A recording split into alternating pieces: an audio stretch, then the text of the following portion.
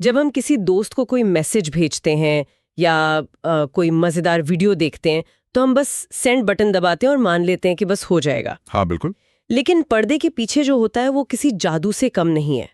मतलब ये डेटा का एक अविश्वसनीय सफर है। और इस सफर को समझने के लिए हमें एक नक्शे की जरूरत पड़ती है। बिल्कुल।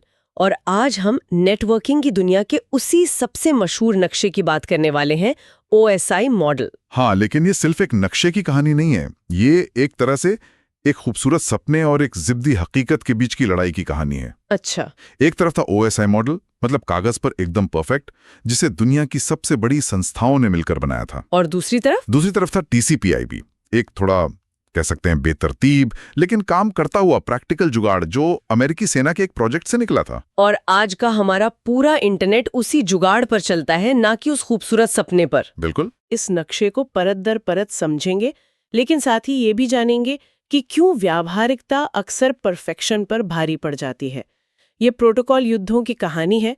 चलिए सबसे पहले एक बुनियादी सवाल पर आते हैं। नेटवर्किंग जैसी चीज को इन 7 अलग अलग परतों या लेयर्स में बांटने की जरूरत ही क्या है? मतलब इससे चीजें और ज्यादा उलझ नहीं जाती? 7 चीजें याद रखो, 7 जगहों पे गलती हो सकती है। सुनने में हाँ बिल्कुल ऐसा लगता है, लेकिन इसे एक उदाहरण से समझते हैं। मान लीजिए आपको एक चिट्ठी दिल्ली से मुंबई भेजनी है। ठीक है। अब सोचिए अगर एक ही इंसान को चिट्ठी लिखनी हो, उसे एक खास भाषा में ट्रांसलेट करना हो, फिर लिफाफे पर पता लिखना हो, फिर खुद ही ट्रक चलाकर मुंबई ले जाना हो, अरे बाप रे, और फिर सही घर ढूंढकर डिलीवर भी करना हो, तो क्या होगा? वो इंसान तो पागल ही हो जाएगा। ये चिट्ठी कभी पहुंचेगी ही नहीं। ठीक यही बात है। लेयरिंग का मतलब है काम का बंटवारा। एक का काम है चिट्ठी लिखना, वो है हमारा एप्लीकेशन। एक का काम है पता लिखना, मतलब नेटवर्क लेयर। और एक का काम है ट्रक चलाना, यानी फिजिकल लेयर। बिल्कुल। हर कोई सिर्फ अपना काम करता है। इससे 2 बड़े फायदे होते हैं। पहला, अगर ट्रक खराब हो जाए तो हमें पूरी चिट्ठी दोबारा लिखने की जरूरत नहीं है, बस ट्रक ठीक करना है। इसे कहते हैं मॉड्यूलैरिटी। अच्छा, ये तो बहुत प्रैक्टिकल है। और दूसरा ये कि कोई भी कंपनी ट्रक बना सकती है और कोई भी लिफाफा बना सकती है, जब तक वे नियमों का पालन करें।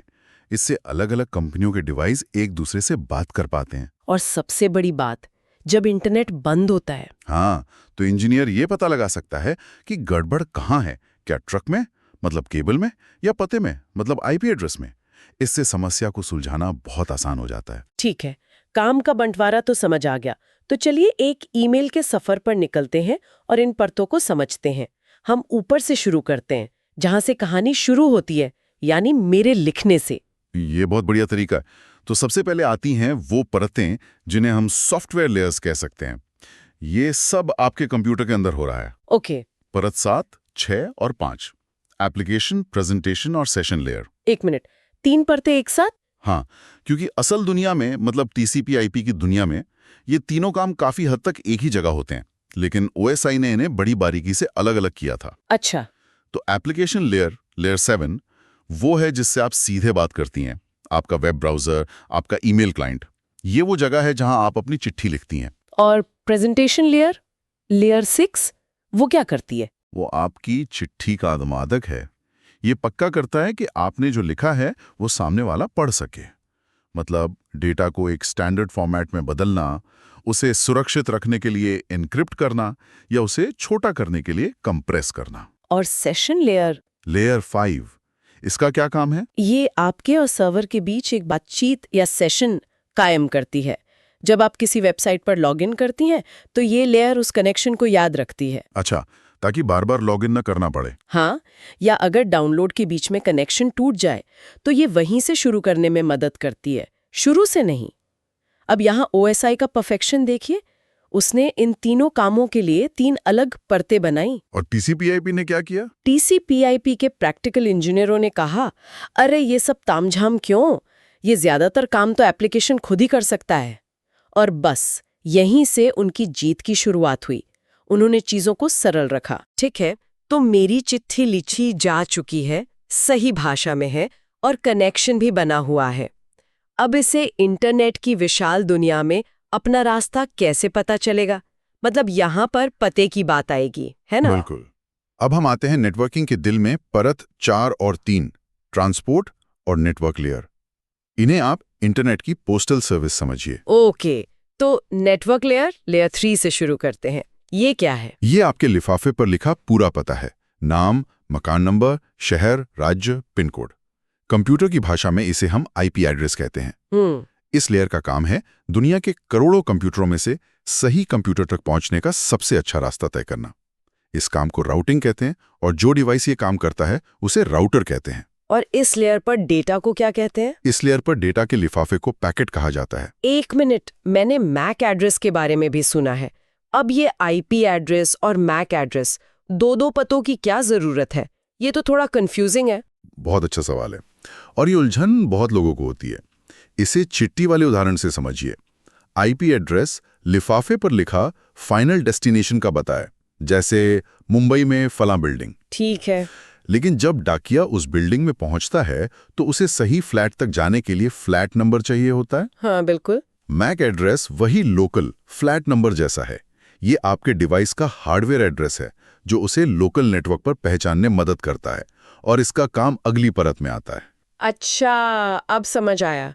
तो फिर ट्रांसपोर्ट लेयर का क्या काम है? ट्रांसपोर्ट लेयर पोस्टल सर्विस का मैनेजर है। अगर आपकी चिट्ठी बहुत लंबी है, मान लीजिए 10 पन्नों की, तो ये लेयर हर पन्ने पर पेज नंबर डाल देती है, 110, 210 ऐसे, ताकि जब पन्ने मुंबई पहुंचे तो उन्हें सही क्रम में लगाया जा सके। बिल्कुल। और ये भी पक्का किया जा सके कि कोई पन्ना गुम तो नहीं हो गया। डेटा के इन पन्नों को सेगमेंट कहते हैं। इसका सबसे मशहूर प्रोटोकॉल है TCP, जो भरोसेमंद डिलीवरी की गारंटी देता है। और मैंने UDP के बारे में भी सुना है, वो क्या है? हाँ, UDP इसका तेज लेकिन थोड़ा लापरवाह भाई है।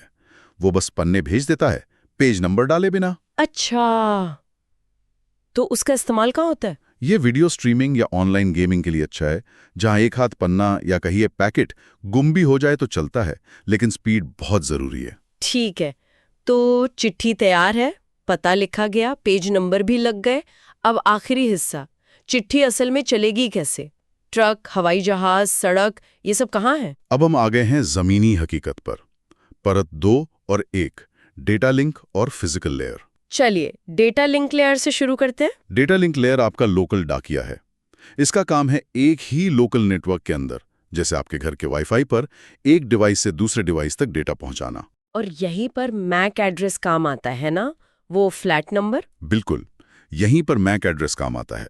ये लेयर पैकेट्स को एक और लिफाफे में डालती है जिसे फ्रेम कहते हैं, जिस पर लोकल मैक एड्रेस लिखा होता है। ओके, जैसे हमारे घर का वाईफाई राउटर या ऑफिस का स्विच। हाँ, वो सब इसी लेयर पर काम करते हैं। और आखिर में सबसे नीचे की परत, फिजिकल लेयर। लेयर 1, ये असल में सड़क, ट्रक और हवाई जहाज है। इसका काम है डेटा के वंस और जीरोस, जिन्हें हम बिट्स कहते हैं, उन्हें असली दुनिया के सिग्नल में बदलना। मतलब अगर तार है तो इलेक्ट्रिकल सिग्नल, अगर फाइबर ऑप्टिक है तो लाइट का सिग्नल, और अगर वाईफाई है तो radio signal. Cable, connector, network card, वो सारी चीजें जिन्हें आप छू सकती है, वो इसी परत का हिस्सा है। वाह, तो एक ईमेल भेजने के पीछे इतनी बड़ी कहानी है, चिट्ठी लिखने से लेकर ट्रक चलाने तक। लेकिन इन सातों परतों को याद रखना, खासकर किसी स्टूडेंट के लिए, थोड़ा मुश्किल हो सकता है। हाँ, हो सकता है। इसके लिए एक मजेदार निमोनिक है जिसे नीचे से ऊपर याद रखते हैं। बताइए। अंग्रेजी में है, please do not throw sausage pizza away, यानी physical, data link, network, transport, session, presentation, application. और हिंदी में? हिंदी में भी एक बना सकते हैं, प्यारे दोस्त नवीन, तुम्हारी शादी पर आऊंगा। अरे वाह, ये तो काफी आसान है। तो अब हम आते हैं उस सबसे बड़े सवाल पर।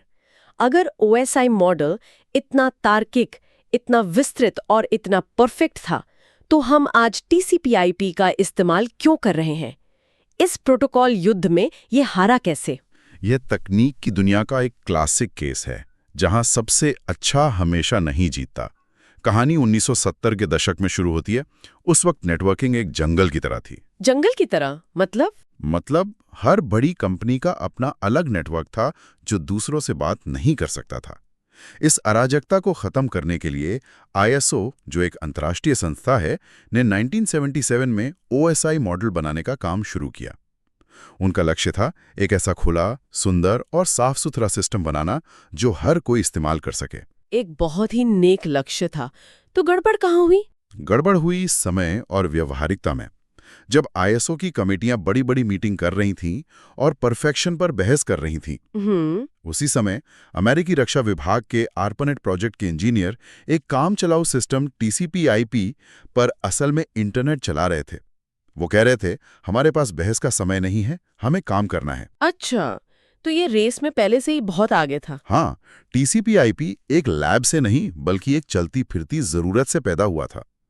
और भी कई बड़ी वजह थी। जैसे? पहली, जटिलता बनाम सरलता।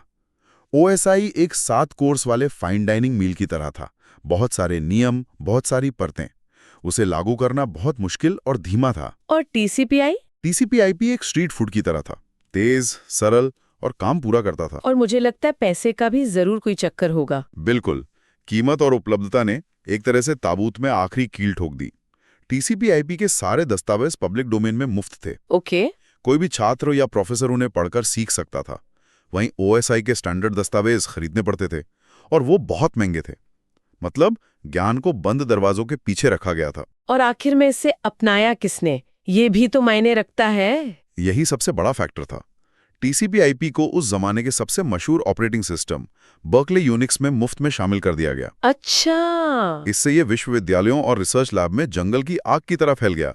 छात्र इसी पर सीखते, इसी पर काम करते और जब वो इंडस्ट्री में गए तो इसी को अपने साथ ले गए। 1990 के दशक तक लड़ाई खत्म हो चुकी थी। प्रैक्टिकल जुगाड़ ने खूबसूरत सपने को हरा गया था। तो क्या इसका मतलब ये है कि ओएसआई मॉडल एक नाकामयाब प्रयोग था, एक सुंदर विचार जो बस किताबों में रह गया? बिल्कुल नहीं। यहाँ कहानी में एक दिलचस्प मोड़ है। एक प्रोटोकॉल के तौर पे, यानी एक लागू किए जाने वाले प्रोजेक्ट के तौर पे ओएसआई बुरी तरह फेल हुआ। हाँ। लेकिन एक कॉन्सेप्ट, एक विचार या नक्शे के तौर पे ये आज भी किंग है। इसका क्या मतलब हुआ? मतलब ये कि आज भी दुनिया भर के कॉलेजों में जब नेटवर्किंग पढ़ाई जाती है तो ओएसआई मॉडल से ही शुरू होती है। जब किसी नेटवर्क में कोई बड़ी समस्या आती है तो इंजीनियर परत दर परत जांच करने के लिए मन में ओएसआई मॉडल का ही इस्तेमाल करते हैं। अच्छा। ये नेटवर्किंग की दुनिया में बात करने की एक आम भाषा बन गया है। हम भले ही टीसीपी/आईपी की गाड़ी चलाते हैं, लेकिन रास्ता समझने के लिए आज भी ओएसआई का ही नक्शा दिखते हैं। तो ओएसआई मॉडल वो शानदार नक्शा है जो हमें बताता है कि सड़कें कैसे बनी है, चौराहे कहाँ हैं और पूरी प्रणाली कैसे काम करती है। हाँ, भले ही हम रोजमर्रा के सफर के लिए टीसीआईपी की तेज और प्रैक्टिकल गाड़ी का इस्तेमाल करते हैं। बिल्कुल। और ये हमें एक बड़ा सबक सिखाता है कि किसी भी जटिल चीज को समझने के लिए उसे छोटे छोटे हिस्सों या परतों में तोड़ना कितना जरूरी है। ये सिर्फ नेटवर्किंग पर ही नहीं बल्कि जिंदगी की कई समस्याओं पर लागू होता है। इसके साथ श्रोताओं को सोचने के लिए एक आखिरी विचार छोड़ते हैं। जरूर। हमने ओएसआई की 7 तकनीकी परतों की बात की, लेकिन मजाक में नेटवर्किंग की दुनिया में layer 8 the user, layer 9 the organisation और लेयर 10 द गवर्नमेंट की भी बात होती है। ये तो मजेदार है। हाँ, और ओएसआई और टीसीपी/आईपी की लड़ाई सिर्फ तकनीक की लड़ाई नहीं थी, उसे असल में इन्हीं ऊपरी परतों ने तय किया था। लेयर 9 पर वो यूनिवर्सिटी और कंपनियां थीं जिन्होंने टीसीपी/आईपी को अपनाया। और लेयर 10 पर वो अमेरिकी सरकार थी जिसने इसे फंड किया। बिल्कुल। तो सवाल ये है कि क्या कोई भी तकनीकी मॉडल इन इंसानी परतों को समझे बिना कभी सच में सफल हो सकता है?